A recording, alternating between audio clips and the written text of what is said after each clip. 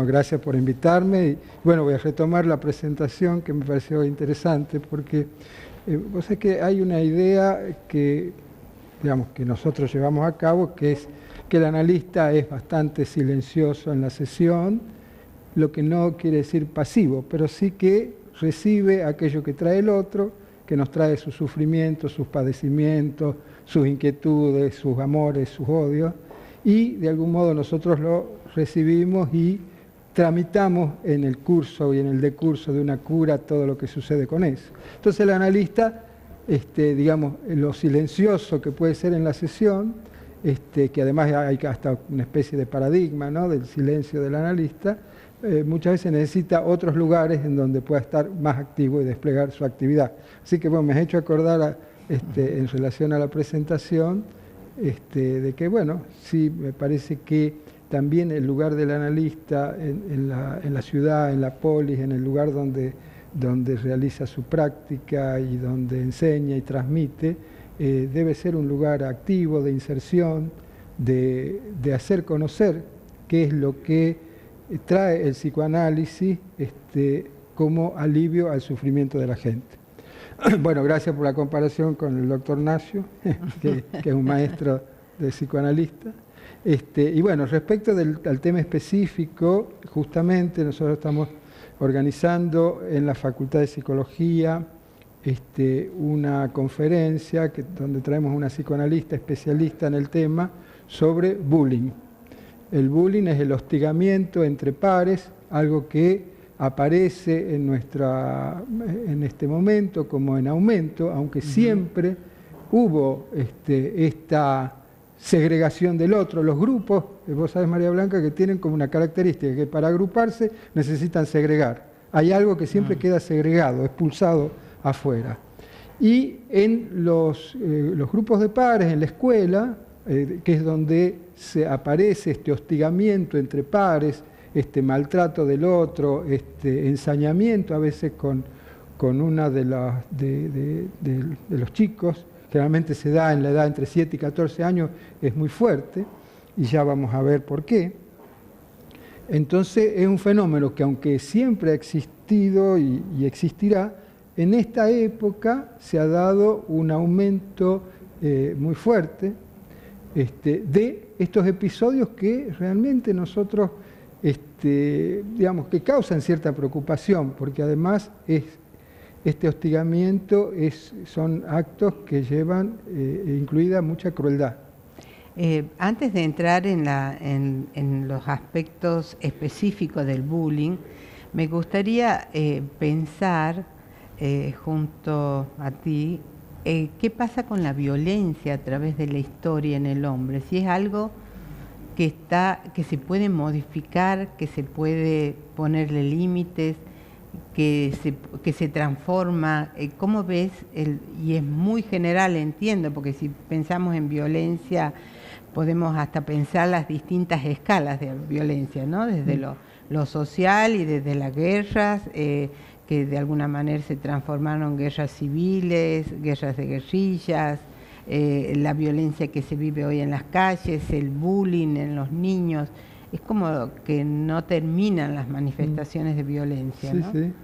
Bueno, fíjate que podemos decir que no hay nada más humano que la violencia, ¿no? Digamos que nosotros podemos pensar que esa violencia con el otro, ese hostigamiento, esa necesidad que tiene el hombre de ir contra el otro, en el relato mítico bíblico aparece como el origen de la civilización, justamente el asesinato entre hermanos. Es decir, que tiene... Bueno, este es el mito planteado por Freud, ¿a eso estás haciendo referencia, Totem y Tabú? No, hago referencia a Caín y Abel, como mito de origen, digamos, donde podemos decir, digamos, en el relato bíblico, aparece como en el origen de la civilización el asesinato entre hermanos. Y digamos que esta violencia con el otro tiene que ver con eso que es inherente al humano, que es apoderarse del otro como objeto, es decir, situar al otro como objeto. Y a este objeto el humano lo ama, lo cuida, lo tiene ternura, pero también tiene odio, tiene violencia, y esa violencia hasta culmina en el asesinato del otro, y nada más palpable en la historia de la humanidad, y en la historia de los individuos en particular, ¿no? Entonces, lo que sucede es que la civilización, justamente lo que articula, que quizás en esto hace referencia a lo que tomaba de Tótem y Tabú, es lo que articula que para morigerar, para tramitar esa animadversión con el otro, lo que hacemos es un pacto, que es el pacto entre hermanos. La ley social, la ley de la civilización, es el pacto entre hermanos. Es decir, yo no te mato a vos a condición de que vos no me mates a mí. Y eso es lo que posibilita el vivir en sociedad. Cuando esa violencia queda desenfrenada en las distintas manifestaciones, tanto en el individuo como en los conjuntos sociales, y terminan en la muerte. Entonces, el ser humano desde los orígenes intenta permanentemente, a través de Eros, a través del amor, a través de el tener al otro como semejante, justamente la palabra es semejante a mí. Por eso el mandamiento, amarás al prójimo como a ti mismo. Eso lo que nos indica es que debemos amar al otro porque justamente es la posibilidad de que amando al otro, el otro me ame. Y que en las formas sociales de organización está lo que regula, que es la ley y la justicia. Por eso cuando cae en el andamiaje social la justicia, cae justamente eso que liga. Por eso y en ese sentido subrayarte, que me parece tan importante lo que estás diciendo, es subrayar la importancia de la ley, de la norma y del respeto de esas normas comunes que nos ponemos como sociedad y que todos estemos bajo esa ley. Claro. Porque lamentablemente en los tiempos actuales escuchas, creo que en todos, pero a veces como somos momentos más álgidos, diría en ese sentido, escuchas cuestiones como justicia por mano propia, resolver la situación, hasta el planteo violento, ¿no?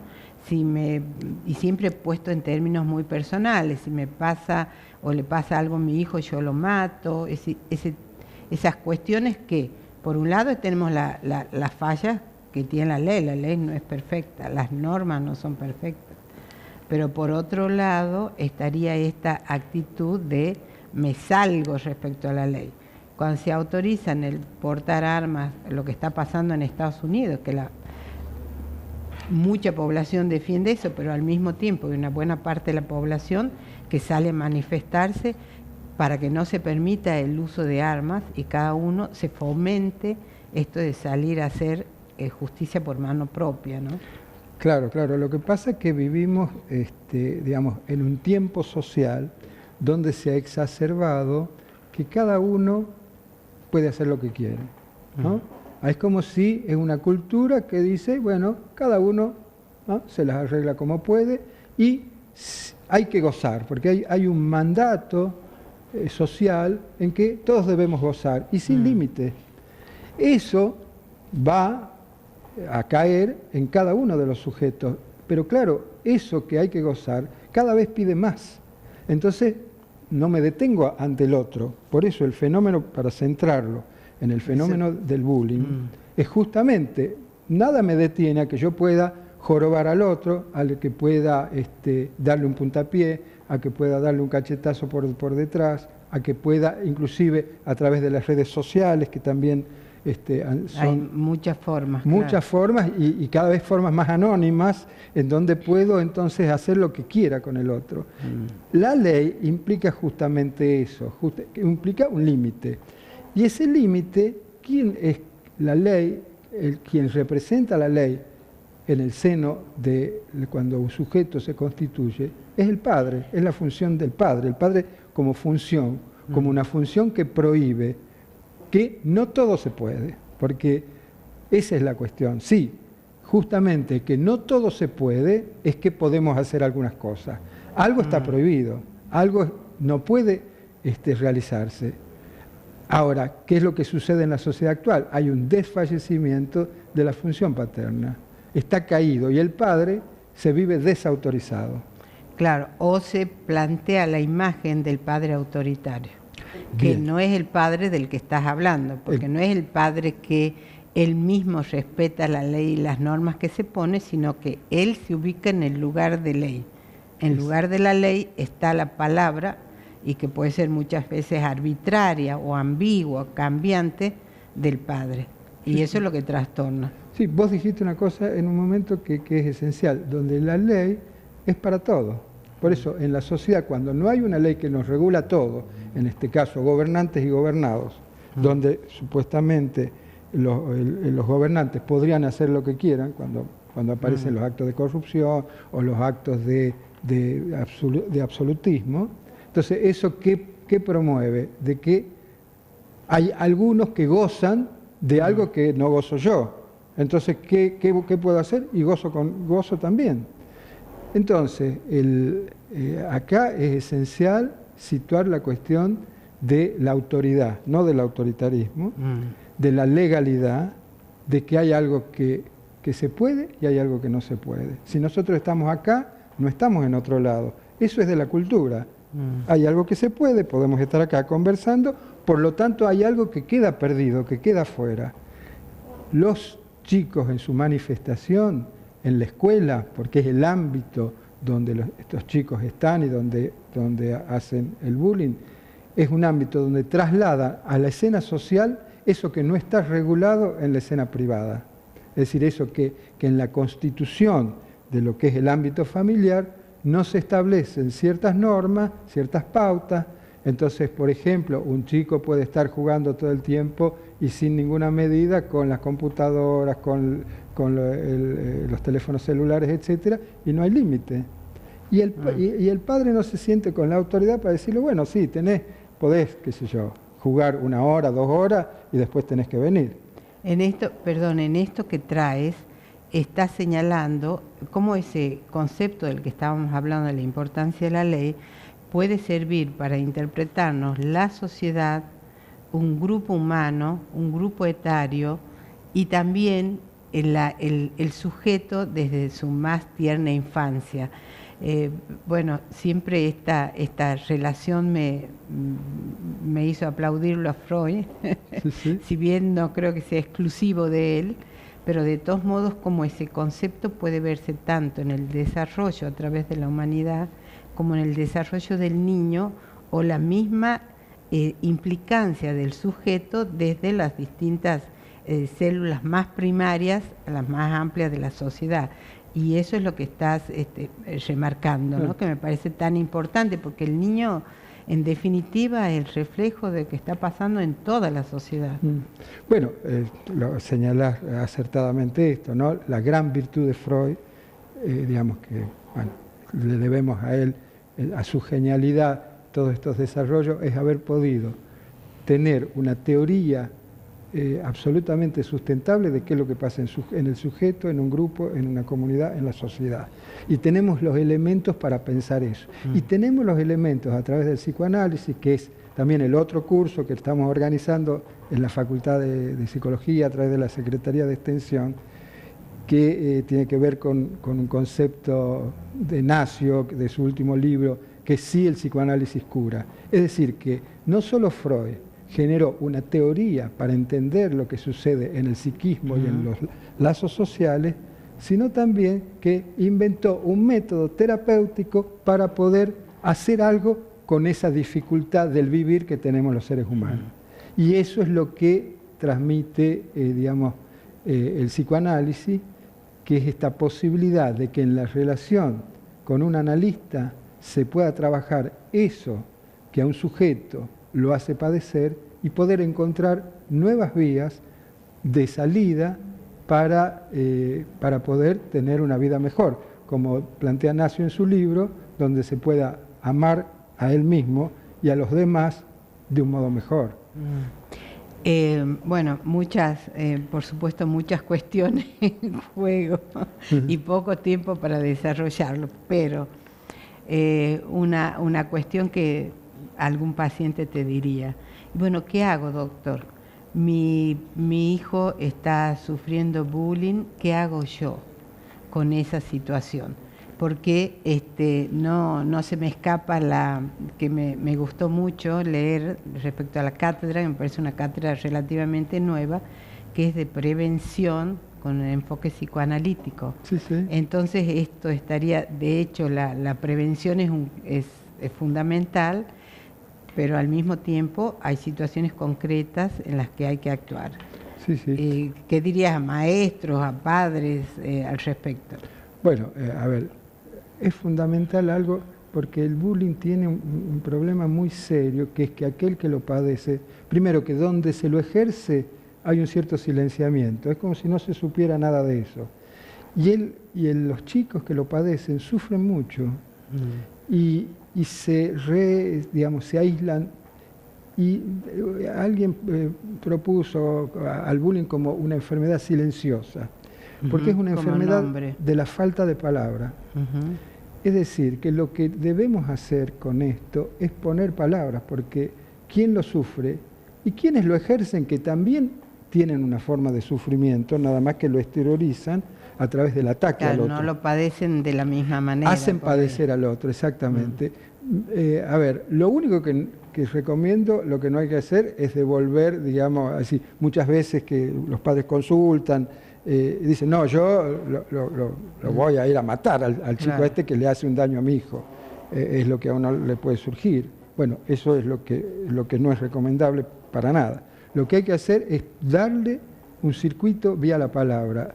En las instituciones lo que se debe hacer es poner a trabajar el tema en el aula, en reunión de padres, en, digamos, la familia, porque también, digamos, en la familia también hay que hacerlo trabajar porque, digamos, es muy riesgoso, porque muchas veces ha terminado en la muerte de algún chico, ¿no? Y además para no caer en el silenciamiento, para no caer en la inacción, o sea, dejar que las cosas ocurran sin ponerle límites. Si el niño no puede, el que está padeciendo no puede, tiene que poder la institución, tiene que poder la familia, de las distintas instancias, ¿no? Hay que devolver la palabra a cada lugar, digamos, eso es lo que hay que propugnar ante distintas manifestaciones. Esta es una de las manifestaciones patológicas. De tu conocimiento, ¿qué está en este momento en las escuelas? Bueno, también es amplia la pregunta. ¿Se está trabajando con los niños para tomar conciencia, para fortalecer en sus propias normas hasta éticas de respeto a los otros, de la diferencia? Yo te podría decir que estimo que no preventivamente, y que me parece que, bueno, vos has tomado algo, que si esto se tomara también como algo que hay riesgo de que suceda en todos lados, porque no es un problema de que es en esta institución o en otra, habrá algunas más que otras, exactamente, pero hay que poner eso, digamos, porque ¿qué es lo que generalmente hacemos? Frente a los hechos intentamos darle alguna solución. Es probable, sé que, por ejemplo, me llegó el caso un caso hace poco, a mi conocimiento, de que a partir de eso se hicieron reuniones con los chicos, llamaron a una reunión de padres, etcétera, que me parece adecuado, pero me parecería también muy adecuado que preventivamente se pueda poner a trabajar esto como riesgo de que ocurra. Y como vos decías, poner, digamos, porque, a ver, esto tiene un comienzo insidioso, a veces una bromita pasajera, a veces nos reímos un poco, y eso va tomando, de todos modos, un cuerpo feroz, que terminó en el suicidio de algunos niños o jóvenes. Entonces, me parece que hay que darle la importancia. Se impone la tarea de prevención, porque hablar de prevención sería hablar de los tiempos anteriores a que se produzcan los hechos, o en los tiempos cuando apenas se están gestando los hechos. Entonces, importantísimo eso. ¿Cuándo realizan este curso y para quiénes está dirigido? Son 2 cursos que estamos organizando. Uno sobre bullying específicamente, que es una conferencia que se realiza en la facultad el 27 de abril a horas 12. Y está dirigido a profesionales ligados a la temática, es decir, psicólogos, pedagogos, asistentes sociales, fonoaudiólogos, todos aquellos docentes que tienen una relación con los alumnos. Y luego tenemos el 24 de mayo una actividad muy interesante que es un foro de psicoanálisis donde vamos a trabajar, uno de los temas fuertes a trabajar es una degrabación, digamos, el video de una grabación de una conferencia del doctor Nacio sobre depresión, que también es muy importante que podamos trabajar. Bueno, tendremos oportunidad de charlar de estos temas en otro momento, inclusive hay algo que quedó pendiente como este encuentro de convergencia de psicoanalistas, que también es muy bueno, si querés anunciarlo, pero podés venir a charlarlo más adelante. Me da la oportunidad también, el 4, 5 y 6 de octubre va a haber una actividad muy importante a nivel internacional, es el Congreso Internacional de Psicoanálisis, de Convergencia, que es movimiento lacaniano por el psicoanálisis freudiano.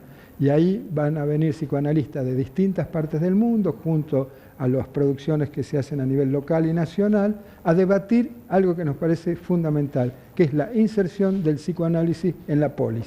Así que, bueno, va el anuncio y luego desarrollaremos con más amplitud. Seguro, invitaremos a otros colegas también a que participen. Claro. Te agradezco muchísimo. Bueno, no, gracias a vos.